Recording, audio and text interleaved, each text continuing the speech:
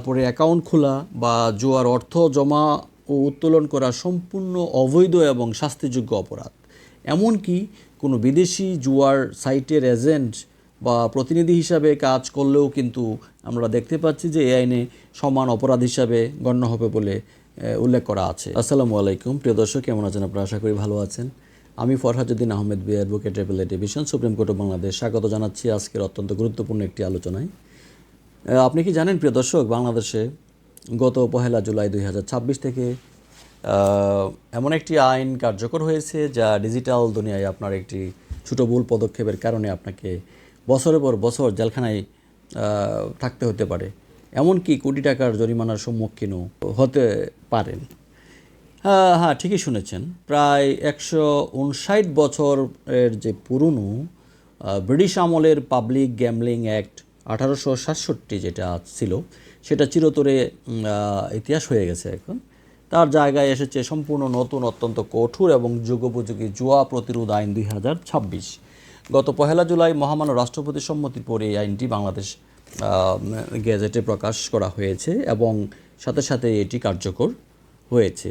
আপনারা নিশ্চয়ই জানেন যে আইন গেজেট হওয়ার পর সেই আইনেই লেখা থাকে সেটা কখন থেকে কার্যকর হবে। আজকের এই বিস্তারিত আলোচনাতে এই আইনের প্রতিটি গুরুত্বপূর্ণ ধারা সহজ ভাষায় ব্যাখ্যা করব। অনলাইন জুয়া, স্পোর্টস বেটিং, তারপর হচ্ছে ক্রিপ্টোকারেন্সি দিয়ে লেনদেন, ভিপিএন ব্যবহার, ফ্যান্টাসি গেম, ম্যাচ ফিক্সিং, এমনকি সোশ্যাল মিডিয়ায় জুয়া অ্যাপের প্রচার বা প্রমোশন করলে কি ভয়ঙ্কর শাস্তি হতে পারে, সব কিছু জানতে পারবেন। যদি আপনি একজন ইন্টারনেট ব্যবহারকারী হন, তবে এই আইনটি জানা আপনার জন্য খুবই গুরুত্বপূর্ণ এবং এটি আমি বলবো যে ম্যান্ডেটরি। চলুন শুরু করা যাক তাহলে আজকের আলোচনা। দর্শক, এতদিন পর্যন্ত আমাদের দেশের জুয়া সংক্রান্ত অপরাধগুলো বিচার করা হতো 1867 সালের আইনে। ভেবে দেখুন, আজ থেকে প্রায় 150 বছরের বেশি সময় আগে, যখন কোনো কম্পিউটার, ইন্টারনেট, মোবাইল বা ডিজিটাল ওয়ালেট ছিল না, তখনকার আইন দিয়ে আজকের যুগের অনলাইন ক্যাসিনো বা ক্রিপ্টোকারেন্সির জুয়া নিয়ন্ত্রণ করা অসম্ভব ছিল। এই আইনি দুর্বলতার সুযোগ নিয়ে কিন্তু দেশে হাজার হাজার কোটি টাকা বিদেশে পাচার হয়ে গিয়েছিল এবং সেটা যাচ্ছিল। তো এই কারণে সরকার জুয়া প্রতিরোধ আইন 2026 প্রণয়ন করেছে। এই আইনে প্রথমবারের মতো অত্যন্ত সুনির্দিষ্টভাবে কিছু ডিজিটাল যে অপরাধ আছে সেগুলোর সংজ্ঞা দেওয়া হয়েছে। আইন অনুযায়ী এখন থেকে শুধু শারীরিক ক্যাসিনো নয়, বরং আরও কিছু বিষয়ও জুয়া বা বেটিং হিসাবে গণ্য হবে। অনলাইন জুয়া ও অনলাইন বেটিং, স্পোর্টস বেটিং ও ভার্চুয়াল বেটিং, ফ্যান্টাসি বেটিং এবং স্পোর্টস বেটিং, তারপর আমরা দেখি যে ডিজিটাল গ্যাম্বলিং প্ল্যাটফর্ম এবং মিরর সাইট, ভিপিএন বা প্রক্সি ব্যবহার করে জুয়ার সাইটে প্রবেশ। তো ক্রিপ্টোকারেন্সি এবং ডিজিটাল যেই ওয়ালেট আছে, ওয়ালেটের মাধ্যমে অর্থ লেনদেন।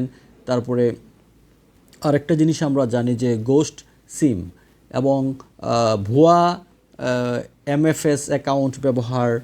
আইনে স্পষ্ট বলা হয়েছে যে ইন্টারনেট, মোবাইল নেটওয়ার্ক, সামাজিক যে যোগাযোগ মাধ্যম, তারপর ওয়েবসাইট বা যে কোনো ক্লাউড অবকাঠামো ব্যবহার করে জুয়া পরিচালনা করা, তারপরে অ্যাকাউন্ট খোলা বা জুয়ার অর্থ জমা ও উত্তোলন করা সম্পূর্ণ অবৈধ এবং শাস্তিযোগ্য অপরাধ। এমনকি কোনো বিদেশি জুয়ার সাইটের এজেন্ট বা প্রতিনিধি হিসাবে কাজ করলেও কিন্তু আমরা দেখতে পাচ্ছি যে এই আইনে সমান অপরাধ হিসাবে গণ্য হবে বলে উল্লেখ করা আছে। এখন আমরা দেখব যে এই আইনের সবচেয়ে গুরুত্বপূর্ণ অংশটা কোনটা, এই অপরাধে কি শাস্তি নির্ধারণ করা হয়েছে। সরকার এই শাস্তির মাত্রা এতটাই কঠোর করেছে যে যে কোনো অপরাধী জুয়া খেলার আগে 10 বার ভাববে। আসলে প্রধান যেই অপরাধ ও তাদের শাস্তি, সেগুলো সম্পর্কে আমি একটু হিন্টস দিয়ে দিচ্ছি। সাধারণ জুয়া, শারীরিক বা প্রচলিত যে জুয়া, সেটা আছে যে সর্বোচ্চ কারাদণ্ড 2 বছর এবং সর্বোচ্চ জরিমানা 2 লাখ টাকা যদি কেউ এটার সাথে সংশ্লিষ্ট হয়। অনলাইন জুয়া বা দূরবর্তী জুয়া, যেটাকে আমরা বলি যে রিমোট গ্যাম্বলিং বা অনলাইন গ্যাম্বলিং, সর্বোচ্চ কারাদণ্ড 5 বছর এবং সর্বোচ্চ জরিমানা হচ্ছে 1 কোটি টাকা। অনলাইন বেটিং, তারপরে বুকমেকার, বিপিএন বা মিরর সাইট ব্যবহার করে নেটওয়ার্ক পরিচালনা, সেটার ক্ষেত্রে সর্বোচ্চ কারাদণ্ড হচ্ছে 7 বছর, আর সর্বোচ্চ যে জরিমানা সেটা 5 কোটি টাকার কথা উল্লেখ আছে আইনে। ম্যাচ ফিক্সিং, আমরা অনেক সময় দেখি যে এই ধরনের ঘটনা ঘটে। সর্বোচ্চ কারাদণ্ড কিন্তু এখানে 7 বছরের কথা উল্লেখ আছে এই আইনে, এবং সর্বোচ্চ জরিমানা 1 কোটি টাকা সহ খেলায় আজীবন নিষেধাজ্ঞার কথা এই আইনে সুস্পষ্টভাবে উল্লেখ আছে প্রিয় দর্শক। স্পট ফিক্সিংয়ের ক্ষেত্রে সর্বোচ্চ কারাদণ্ড 5 বছর এবং সর্বোচ্চ জরিমানা 50 লাখ টাকার কথা উল্লেখ আছে। আর জুয়ার বিজ্ঞাপন, প্রমোশন, ইনফ্লুয়েন্সার মার্কেটিং বা স্পন্সরশিপ, এই সমস্ত অপরাধের জন্য সর্বোচ্চ কারাদণ্ড 3 বছর এবং সর্বোচ্চ জরিমানা এখানে ধরা হয়েছে 50 লাখ টাকা অথবা উভয় দণ্ড। এখানে আমরা প্রিয় দর্শক জানি যে ভুয়া বা গোস্ট সিম, অন্যের এনআইডি ব্যবহার করে ভুয়া এমএফএস অ্যাকাউন্ট তৈরি, সর্বোচ্চ কারাদণ্ড কিন্তু সেই ক্ষেত্রে 7 বছর এবং সর্বোচ্চ জরিমানা 50 লাখ টাকার কথা কিন্তু আইনে সুস্পষ্টভাবে উল্লেখ আছে প্রিয় দর্শক। সংঘবদ্ধ অপরাধ বা অর্থ পাচারের উদ্দেশ্যে জুয়া যদি কেউ করে, তাহলে সেক্ষেত্রে সেটাকে আমরা মানি লন্ডারিং বা সর্বোচ্চ কারাদণ্ড এখানে 10 বছর এবং সর্বোচ্চ জরিমানা 5 কোটি টাকার কথা আইনে উল্লেখ আছে। ভালো করে লক্ষ্য করুন প্রিয় দর্শক যে আপনি যদি সাধারণ জুয়া খেলেন তবে 2 বছরের জেল, কিন্তু আপনি যদি মোবাইল বা কম্পিউটারে অনলাইন জুয়া খেলেন তবে সেটি সরাসরি 5 বছরের জেল এবং 1 কোটি টাকা জরিমানায় রূপ নেবে। আর যারা ভিপিএন বা মিরর সাইট বানিয়ে জুয়ার নেটওয়ার্ক বা সিন্ডিকেট চালাচ্ছে তাদের জন্য তো রয়েছে 7 বছর জেল এবং 5 কোটি টাকার জরিমানা। তো প্রিয় দর্শক, এখানেই কিন্তু শেষ নয়। যারা ইনফ্লুয়েন্সার, অনেক সময় দেখা যাচ্ছে যে শিল্পী বা খেলোয়াড় যারা টাকার বিনিময়ে বিভিন্ন বেটিং সাইটের প্রমোশন করেন, তাদের জন্যও কিন্তু 3 বছরের জেল এবং 50 লাখ টাকা জরিমানার বিধান রাখা হয়েছে এই আইনটিতে। সুতরাং কোনো অ্যাপ বা সাইটের প্রমোশন করার আগে 10 বার ভাবা উচিত, আমাদের সাবধান থাকা উচিত। এই আইনের আরেকটি বড় দিক হলো এটিকে মানি লন্ডারিং প্রতিরোধ আইন 2012 এর সাথে যুক্ত করা হয়েছে। জুয়ার মাধ্যমে উপার্জিত বা লেনদেনকৃত অর্থ যদি ব্যাংক, বিকাশ, নগদ, হুন্ডি বা বিটকয়েনের মতো ক্রিপ্টোকারেন্সির মাধ্যমে স্থানান্তর বা গোপন করার চেষ্টা করা হয়, তবে তা সরাসরি মানি লন্ডারিং অপরাধ, যেটাকে আমরা বলি প্রেডিকেট অফেন্স হিসাবে গণ্য হবে।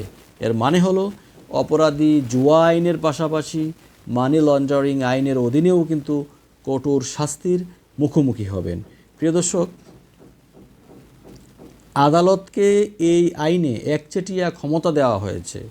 অপরাধে ব্যবহৃত বা অপরাধলব্ধ সমস্ত ব্যাংক হিসাব, যেটাকে আমরা বলি যে MFS account, crypto wallet, server domain, mobile, computer, এগুলো তো বাজেয়াপ্ত করা হবেই। এমনকি জুয়ার আখড়া বা কল সেন্টার হিসাবে ব্যবহৃত ভবন বা অফিসও স্থায়ীভাবে সরকার বাজেয়াপ্ত করতে পারবে।